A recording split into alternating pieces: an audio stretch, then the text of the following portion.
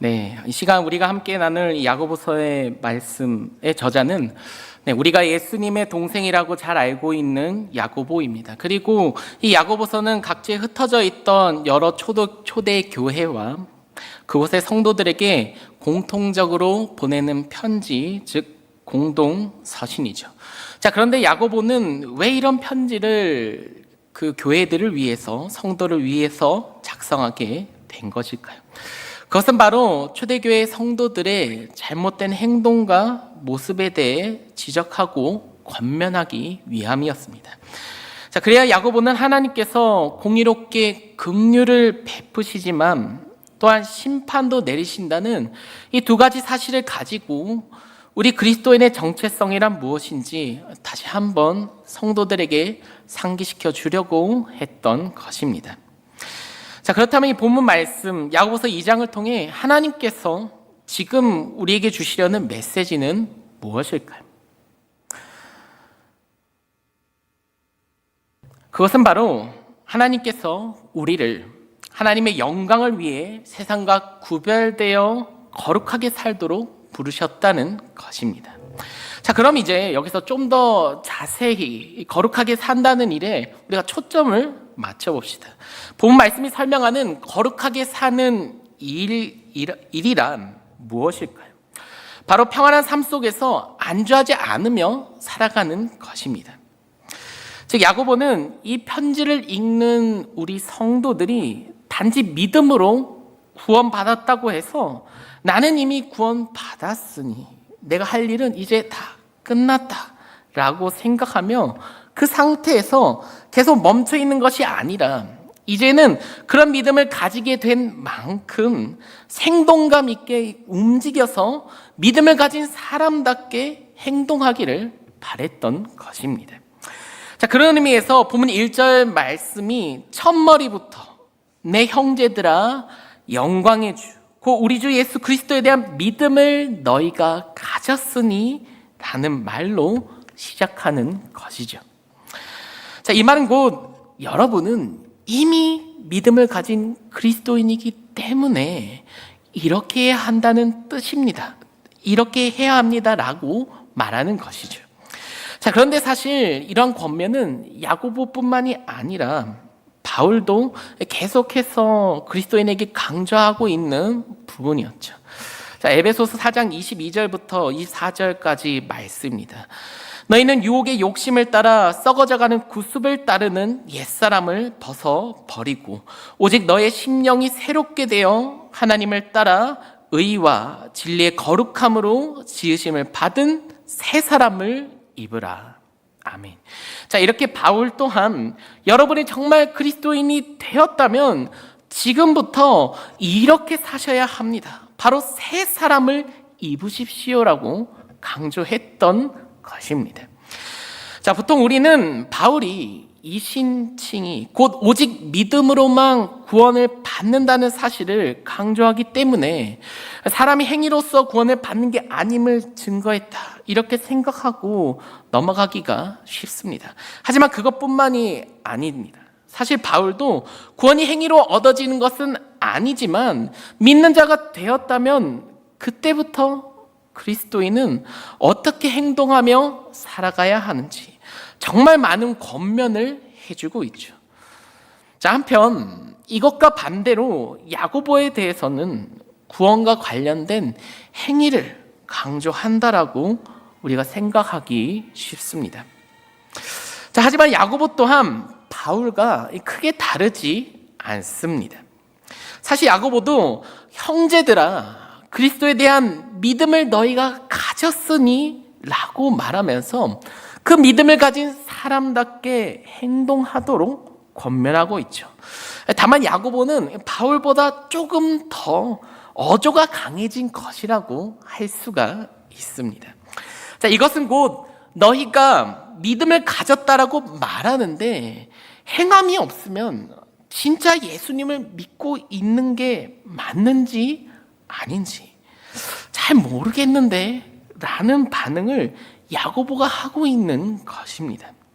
자, 그러니까 적어도 나는 믿음을 가졌다라고 말하라면 그에 마땅한 행동들이 따라줘야 된다는 의미입니다.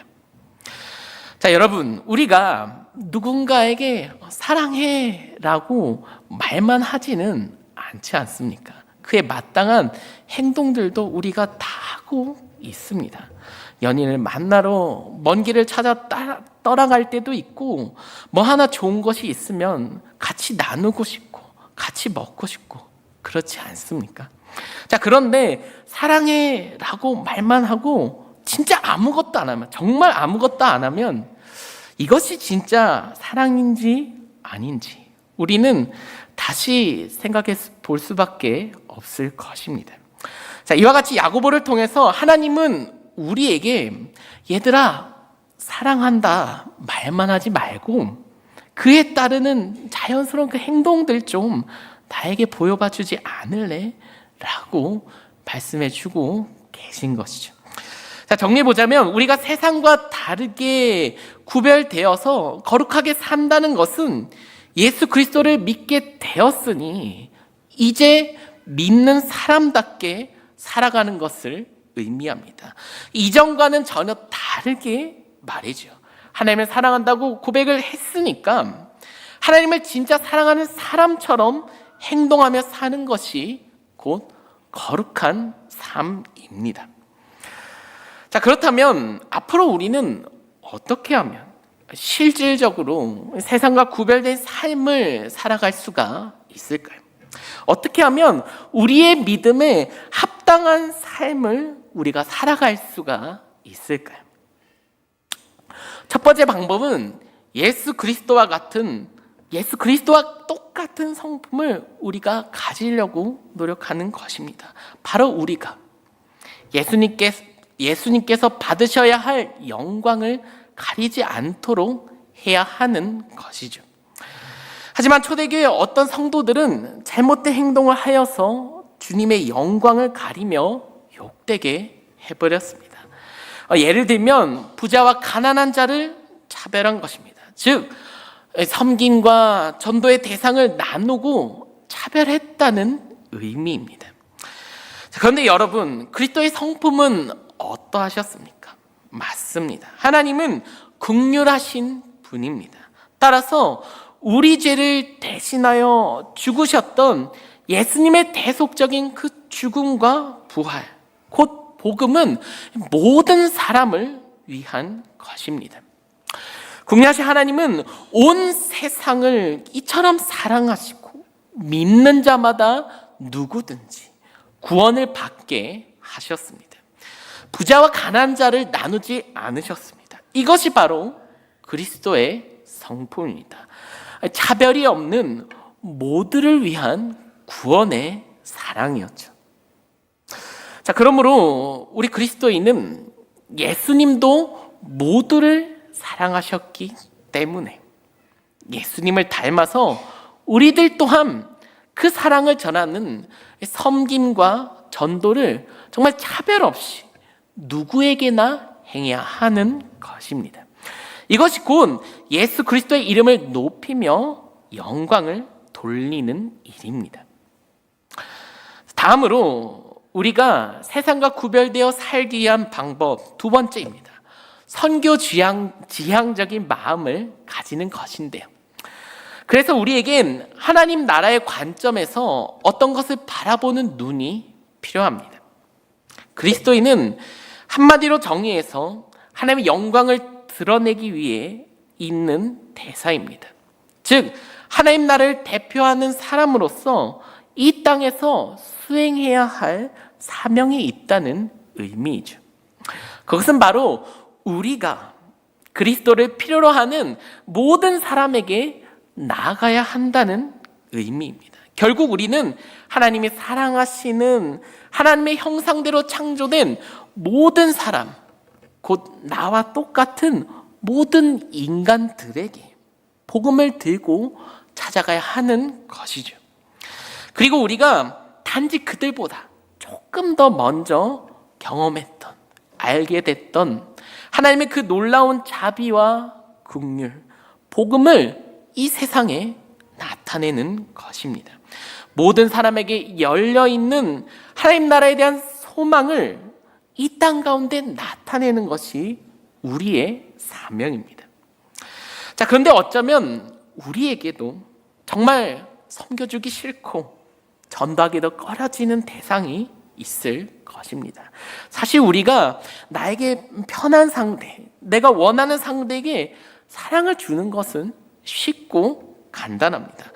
그러나 이제는 빈부도, 인종도, 민족도, 출신도, 학벌도 상관이 없습니다. 하나님의 긍휼은 누구에게나 선포돼야 하는 것이기 때문이죠. 마태복음 5장 44절부터 48절 말씀입니다. 나는 너희에게 이르노니 너희 원수를 사랑하며 너희를 박해하는 자를 위하여 기도하라. 46절입니다. 너희가 너희를 사랑하는 자를 사랑하면 무슨 상이 있으리요? 세리도 이같이 아니하느냐? 또 너희가 너희 형제에게만 무난하면 남보다 더한 것이 무엇이냐? 이방인들도 이같이 아니하느냐? 그러므로 하늘에 계신 너희 아버지의 온전하심과 같이 너희도 온전하라. 아멘. 자, 그러면 왜 우리는 이렇게까지 해서 정말 세상과 구별되어서 하나님의 영광을 위해 거룩하게 살아가야 하는 것일까요? 또 우리는 이러한 일들을 어떠한 마음으로 행해야 하는 것일까요? 왜냐하면 우리는 하나님의 말씀대로 장차 우리에게 찾아올 하나님의 심판을 두려워해야 되기 때문입니다. 본문 12절과 13절 말씀입니다. 너희는 자유의 율법대로 심판받을 자처럼 말도 하고 행하기도 하라.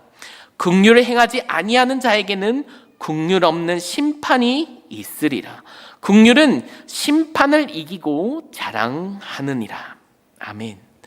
자, 우리가 잘 아는 대로 사실 우리의 인생은 너무나도 짧습니다. 주님 앞에 서게 될 날이 우리에게 금방 다가오게 될 것입니다. 그리고 누구나 정말 공평하게, 공의롭게 마지막 때는 하나님 앞에 서게 될 것입니다. 우리들 또한 믿음과 행위대로 반드시 심판받게 될 것이죠. 이것은 영원히 바뀌지 않는 하나님의 공의입니다. 특히 우리 그리스도인들은 심판의 때 긍휼을 행했는지 아니했는지를 두고 심판을 받게 될 것이죠. 하나님이 우리를 사랑하시는 것과 같이 우리가 하나님을 정말 사랑했는지 그 믿음을 보시고 또 너희의 이웃을 사랑했는지 하나님은 우리의 행위를 모두 보실 것입니다. 우리에게 진정한 긍휼함이 있었는지 심판받게 되는 것입니다. 그렇기 때문에 우리는 이렇게 장래에 있을 하나님의 심판을 기억하고 정말 두려운 마음으로 이 세상과 구별된 거룩한 삶을 살아가야 하는 것입니다. 자, 그렇다면 우리가 예수 그리스도에 대한 믿음을 보여줄 수 있는 방법, 곧 실질적인 행동을 하는 방법에는 무엇이 있을까요? 바로 그리스도의 자유의 율법을 따라서 행동하는 것입니다. 이 율법대로 심판받을 자처럼 말하고 행동하는 것입니다. 다만 자유의 율법에 따라서 순종하는 것은 오직 하나님에 대한 사랑으로만 온전히 이루어질 수 있습니다. 자, 이것을 예를 들면 우리가 부모님의 사랑을 받으려고 어쩔 수 없거나 강압적으로 사랑을 구걸하듯이 부모님을 위해 행동하지 않는 것과 같습니다. 왜냐하면 우리는 이미 아무 조건도 없이 한 자녀로서 사랑을 받고 있다는 사실을 잘 알고 있기 때문입니다. 내가 어떤 사람이든 세상이 뭐라고 말하든 오직 부모님만큼은 내 편이 되어주고 변함없이 나를 사랑해 준다는 사실을 우리는 잘 알고 있죠. 그래서 부모님의 있는 그대로의 사랑을 우리가 신뢰하고 있는 것이 아니겠습니까? 그러니 우리는 나의 부모님을 정말 순수하게 사랑하고 있는 것이죠. 어떠한 속박도 걱정도 없이 말입니다. 그러한 의미에서 우리는 이제 반대로 부모님을 사랑하는 그 마음에 스스로 묶여 있는 것입니다. 정말 자유롭게 부모를 사랑하는 만큼 합당한 행동을 하는 것입니다.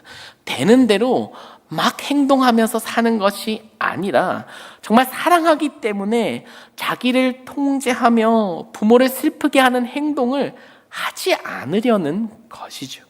이것이 바로 자유의 율법입니다.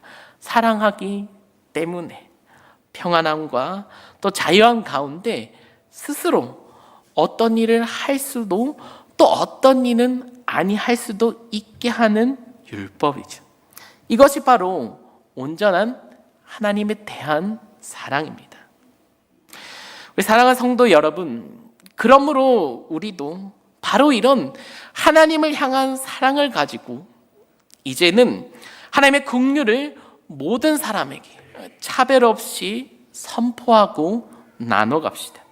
하나님께서 우리를 사랑하시고 긍휼을 베풀어 주셨듯이 우리도 모든 사람을 사랑하고 또 긍휼하게 여겨주십시다. 서로 너그럽게 대해주고 따뜻하게 용납하고 용서해 줍시다. 강압적이고 기계적인 순종이 아니라 하나님을 사랑하는 사람답게, 예수 그리스도를 믿는 사람답게 합당한 행동을 하는 세상과 구별된 거룩한 삶을 살아갑시다. 언젠가 우리도 하나님 앞에 서서 심판을 받게 될 그날을 기억하며 경외함과 순종함으로 하나님께 영광을 돌립시다. 그리하여서 오직 하나님만을 사랑하는 그 마음을 가지고 차별 없이 모든 사람을 너그럽게 대하고 용납하며 긍휼을 베풀고 살아가는 우리 연포교회와 속한 모든 성도들이 될 수 있기를 간절히 소망하며 주님의 이름으로 축복합니다. 기도하겠습니다. 긍휼하신 하나님, 하나님은 놀라운 사랑으로 우리를 불쌍히 여겨 구원의 은혜를 베푸신 주님이십니다. 그러므로 우리도 주님과 같이 또한 나의 이웃을, 형제 자매를 긍휼히 여길 수 있게 하여 주시옵소서. 친절과 겸손과 온유와 오래 참음으로 서로의 연약함과 부족함을 용서하고 용납하게 하여 주시옵소서. 그래서 우리들이 세상과 다른 주님의 자녀된 거룩한 삶을 살아가게 하시고 우리를 통하여 이 세상 가운데 주님의 살아계심이 온전히 증거되게 하시오 주님께 영광 돌리며 살아가는 우리들이 되게 하여 주시옵소서.